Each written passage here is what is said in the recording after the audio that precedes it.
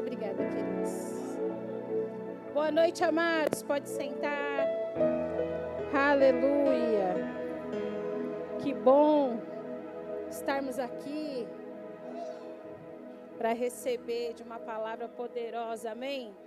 Quem veio com expectativas? Tem que começar em casa. Amém, queridos? Tem que gerar em casa essa expectativa, né? E eu não sei, estou vendo uns rostinhos diferentes, então vou me apresentar. Meu nome é Sandra, congrego aqui na igreja há 11 anos, 12 anos. 12 anos. Sou casada com o Felipe, sou mãe da Manu, que está ali. E hoje nós estamos aqui servindo ao Senhor. Graças a Deus, é um tempo glorioso. Amém, queridos? E hoje eu vou compartilhar com vocês um pouco da palavra. Obrigado pela oportunidade de estar aqui. Amém? E nós vamos compartilhar. O tema hoje é restauração e reconstrução. Ei, queridos, quem não tem uma área na sua vida que precisa ser reconstruída ou restaurada? Não é mesmo? Você pode até não ter, e glória a Deus por isso, mas existem pessoas próximas a você que têm. E você pode ser uma resposta na vida dessa pessoa também. Amém? Então, nós vamos aprender um pouco da palavra sobre isso. Um tema maravilhoso, né? E aí eu falei para o Senhor, na minha oração, eu falei, Pai, eu quero uma palavra que o Senhor me mostra numa história, né? E aí é lógico, né, que acredito que quando a gente fala em restauração e reconstrução, todos já lembram de Neemias, né? E aí nós vamos falar um pouco da história de Neemias e aprender com Neemias, né? Porque Neemias foi um homem muito, muito usado por Deus. Mas, sabe, antes dele ser muito usado por Deus, ele foi muito humilde, ele foi muito generoso, sabe? Ele foi um homem que ele se dispôs a fazer. Então, antes mesmo de tudo acontecer, ele se predispôs a fazer. Amém? Ele se colocou como resposta para aquele povo. Então, nós vamos entender um pouco mais sobre a história e vamos ver o que ele nos ensina. Amém, queridos? Então, vamos lá. Vamos abrir, então, por favor, em Neemias, capítulo 1.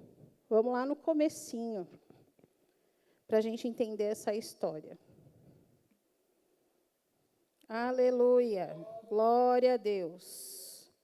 Obrigada, Senhor. Então, vamos lá no começo, né, aqui fala que estas são as memórias de Neemias, filho de Acalias.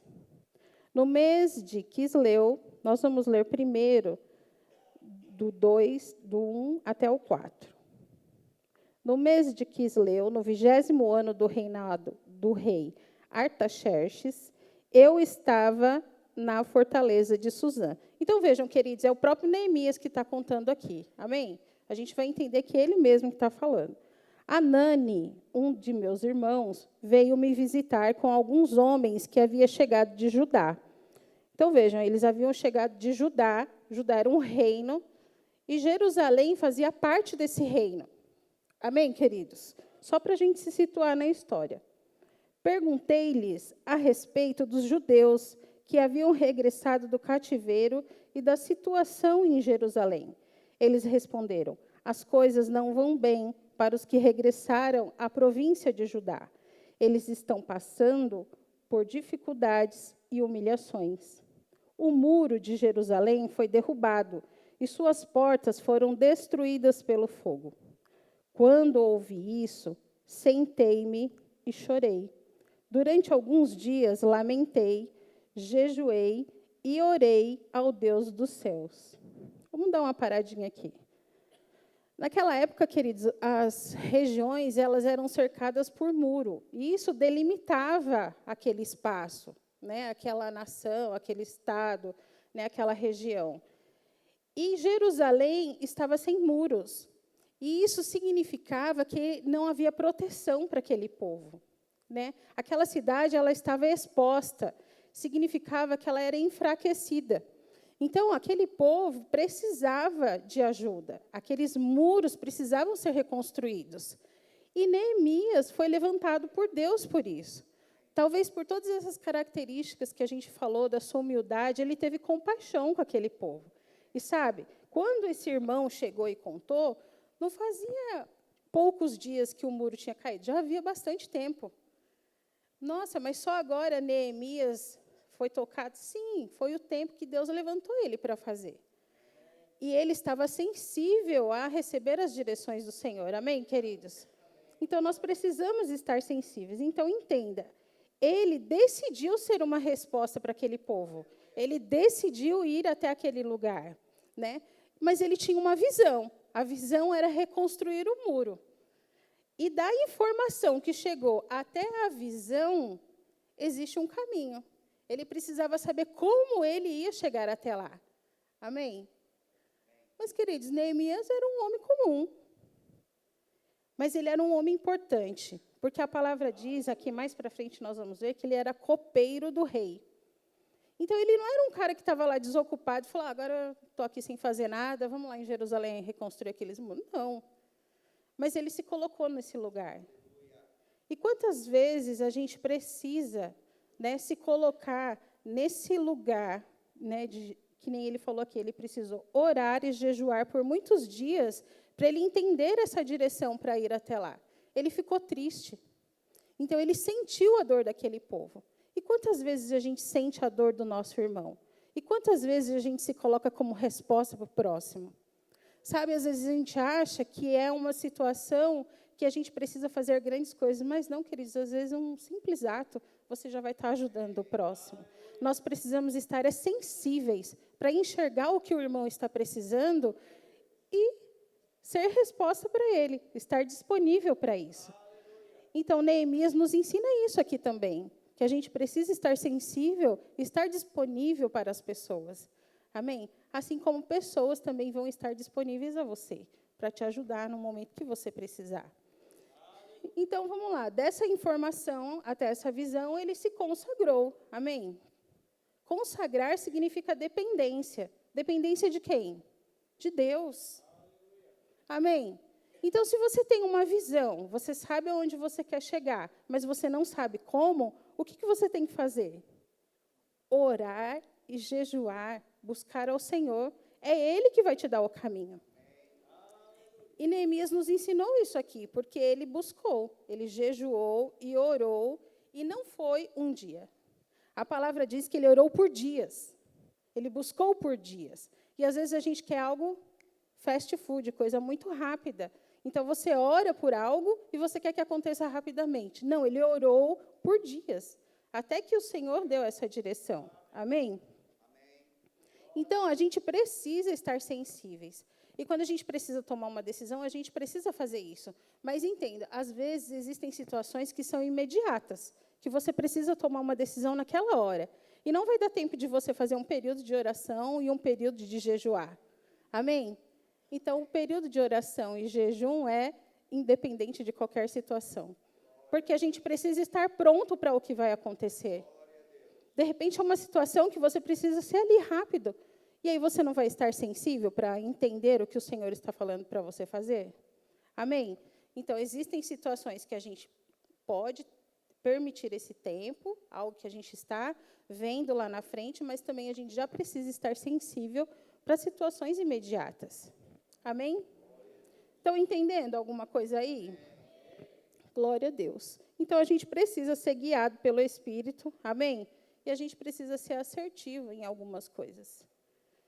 E Neemias fez isso. Ele orou, decidiu ajudar aquele povo, orou, jejuou, até que veio a resposta do Senhor para o que ele devia fazer. Essa é a primeira lição que a gente aprende aqui com Neemias. Amém? Vamos continuar lá no versículo 5? Aleluia. Então disse: ó Deus, ó Senhor, Deus dos céus, Deus grande e temível, que guardas tua aliança de amor leal para com os que te amam e obedecem a teus mandamentos. Ouve minha oração. Olha do alto e vê que oro noite e dia por teu povo Israel.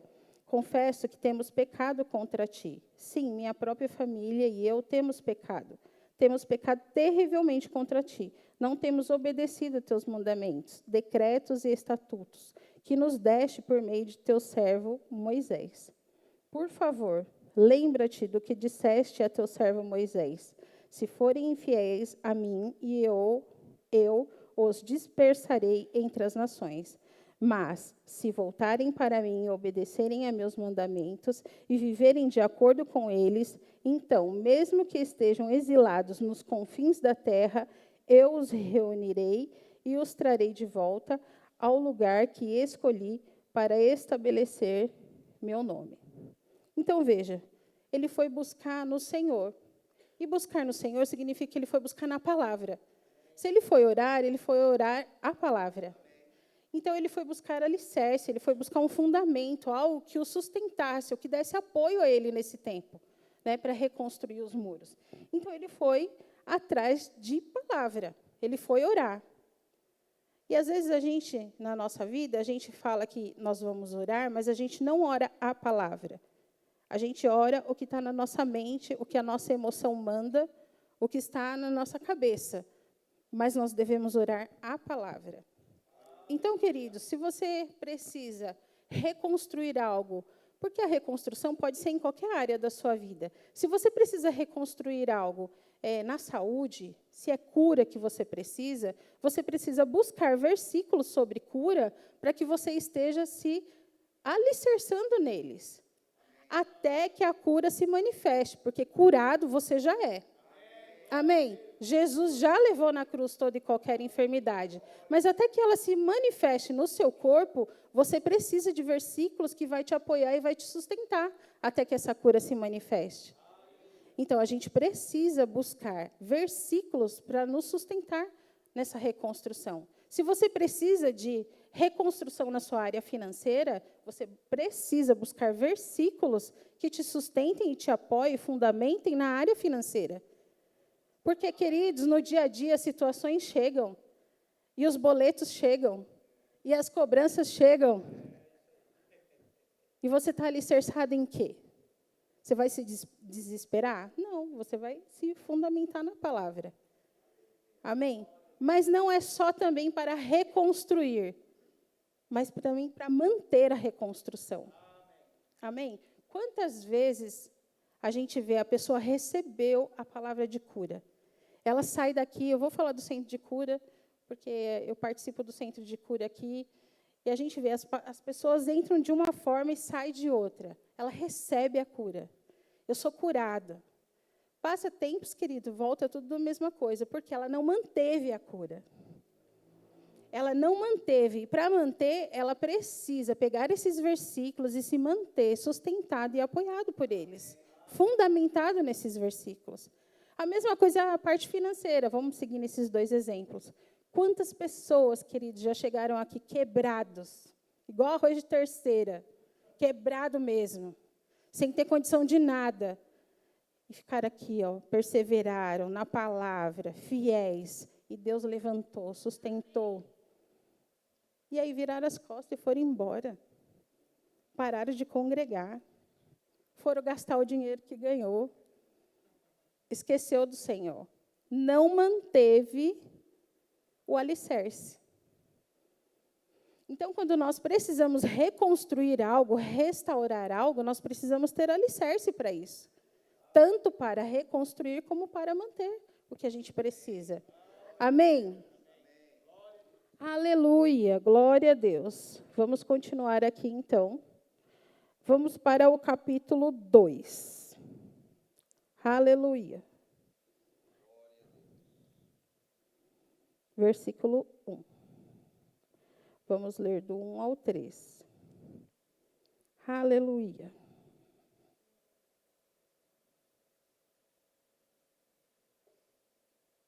No mês de Nisã, no 20º ano do reinado do rei Artaxerxes, eu estava servindo vinho ao rei. Nunca eu tinha estado triste em sua presença. O rei me perguntou: por que está com o rosto tão triste? Você não parece doente. Deve estar profundamente angustiado.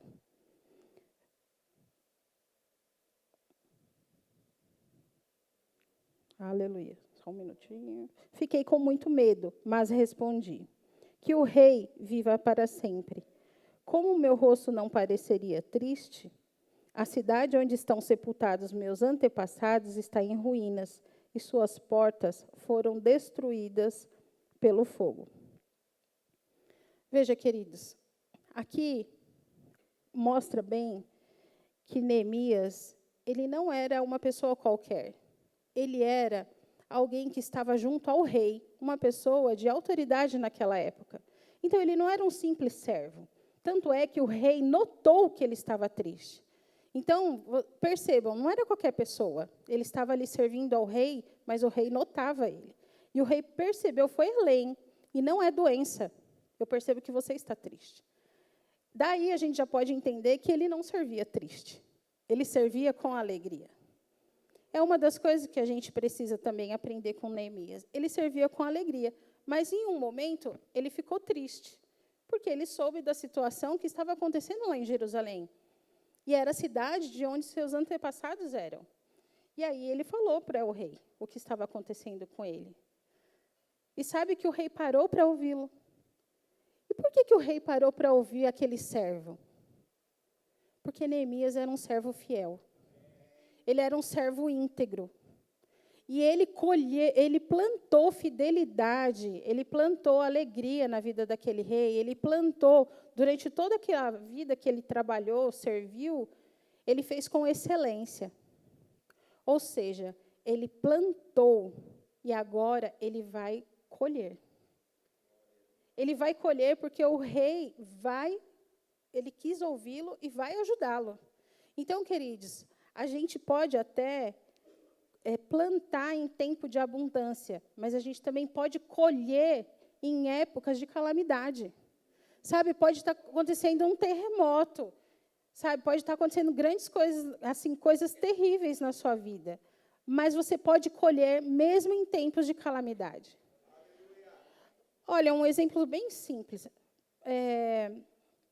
Há poucos anos, né, a gente teve a pandemia. Quantas pessoas avançaram, romperam, né, cresceram na pandemia? Muitas pessoas, queridos. Não foi só doença, não. Teve gente que avançou, teve gente que cresceu, teve gente que evoluiu, teve gente que foi honrada. Porque era tempo de calamidade. Mas quem planta em abundância num tempo que ele tem, num tempo que é um tempo difícil, ele também vai colher. Amém?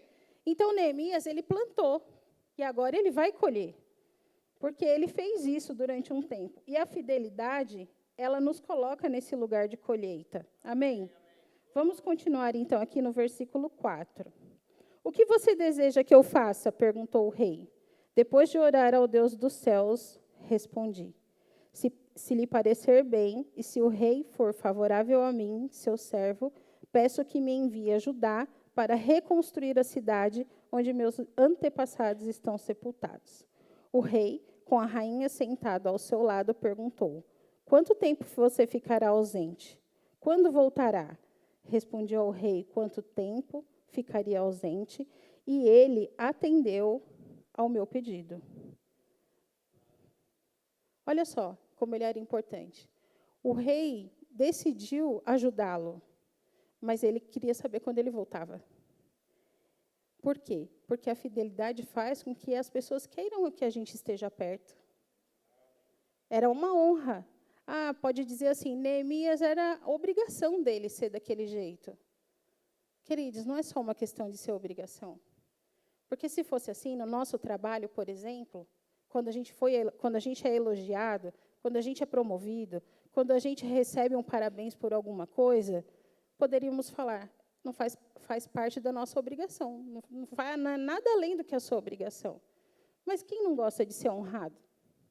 Quem não gosta de receber um presente desse, que é alguém reconhecendo você? Amém?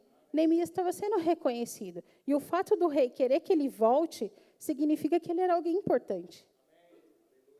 Significa que aquela fidelidade que ele teve durante todo aquele tempo com o rei, agora ele estava colhendo. Porque, queridos, ele foi muito ousado. Vocês concordam? Ele era só um copeiro. E ele foi lá falar que ele queria construir um muro. Agora, vamos nos colocar aqui no natural? Construir um muro, queridos. Chegar num rei e falar que queria construir um muro. Mas ele foi tão ousado, porque a pessoa que é visionária, ela vê lá na frente e ela é ousada. E Neemias era ousado. Quantos aqui são ousados? Responde, nem que seja pela fé, queridos. Ousada, intrépida no Senhor, amém? Neemias era ousado. Mas essa ousadia veio do quê? Da oração e do jejum. Ele tinha em quem confiar. Ele tinha fundamento. Ele tinha alicerce. Amém? Essas autoridades a gente precisa respeitar. Será que Neemias concordava com tudo que o rei fazia? Será que Neemias concordava com tudo que o rei falava? Não, acredito que não. É muito difícil concordar 100%. Mas ele honrava a autoridade. E a palavra nos diz que nós devemos honrar as autoridades. Sabe, vamos falar de governo? Nós não somos obrigados a concordar com nada que é errado. E nós não vamos concordar nunca. Mas nós não devemos emprestar a nossa boca ao diabo para ficar defamando. Aqui fala de honra à autoridade. Então, nós não devemos fazer isso. A nossa atitude deve ser de orar para que as coisas melhorem. Amém? Então, talvez ele podia até não honrar aquele rei. Não concordar com ele. Honrar, ele honrava. Não concordar com ele. Mas ele honrava. Ele fazia o seu papel. E essa fidelidade fez com que ele tivesse colheita. Amém? Aleluia! Glória a Deus. Alguém está aprendendo um pouco? Aleluia. Vamos lá, versículo 7. Disse também, se lhe parecer bem, gostaria que o rei me desse cartas para levar aos governadores da província, a oeste do rio Eufrates, com instruções para que eles permitam que eu viaje em segurança por seus territórios até chegar a Judá. Peço ainda que o rei me dê uma carta para levar a Asaf, administrador da floresta real, com instruções para que me forneça madeira. Precisarei desse material para as vigas das portas da fortaleza, junto ao templo, para o muro da cidade e para a minha própria casa. O rei atendeu a esses pedidos, pois a bondosa mão de Deus estava sobre mim. Olha só, queridos, o que é a ousadia. Neemias pediu várias coisas. Ele não só pediu para ele sair e resolver isso. Ele ainda pediu carta para que ele fosse tranquilamente e ninguém parasse ele. Ele pediu outra carta para que liberassem madeira, para eles construírem os muros, as portas, e mais, a casa dele. Ele não esqueceu dele. Amém? A casa dele também. E aí, o rei concedeu porque a bondosa mão do Senhor estava sobre ele. Porque ele primeiro pediu ao Senhor e depois ele foi falar ao rei. Então, o Senhor já tinha abençoado. Já tinha tocado no rei, né? E tudo isso foi um planejamento. Vocês concordam que foi um planejamento? Neemias planejou estrategicamente o que ele ia fazer, guiado pelo Senhor. Então, queridos, planejamento é de Deus. Planejamento é de Deus. Eu estava pensando, se Deus quisesse, Ele não tinha feito o mundo todo num dia, mas Ele fez em 7. Ele planejou. No primeiro dia eu vou construir isso, no segundo dia eu vou fazer isso. Foi um planejamento. Sabe, a gente precisa entender que o planejamento faz parte de uma vida estruturada. E se a gente quer reconstruir algo, se a gente quer restaurar algo na nossa vida, nós precisamos ter planejamento. Debaixo de oração, palavra e jejum. Esse é o caminho. Amém? O planejamento, ele vem para te aprofundar no que você decide a fazer. Ele vai estruturar as metas, o caminho a seguir. Então, tem muita gente que acaba perdendo o que reconstruiu ou não reconstrói porque é muito impulsivo, ou porque é muito empolgado, ou porque age pelas emoções, e não entende que existe um tempo para cada coisa. Existe um tempo para Neemias ir lá construir o muro. Não foi à toa. Não foi qualquer data. Deus estabeleceu o tempo. Então, se as coisas ainda não aconteceram, é porque existe um tempo certo. E nós precisamos fazer a nossa parte. Amém? Ele planejou e ele pediu favor e proteção durante todo o caminho. Então, quando a gente vai planejar, a gente também precisa pedir favor e proteção para todo o caminho. E sabe, quando você está debaixo desses pontos que nós falamos aqui, você é restituído. Chega recursos para você. Chegou recursos para ele construir a casa dele. Mas ele não pensou nele primeiro, ele pensou no próximo. Mas chegou para ele também. Amém? Então, o planejamento faz parte do que é muito importante. E agora eu peço para vocês irem lá no versículo 17. Aleluia. Obrigada, Senhor.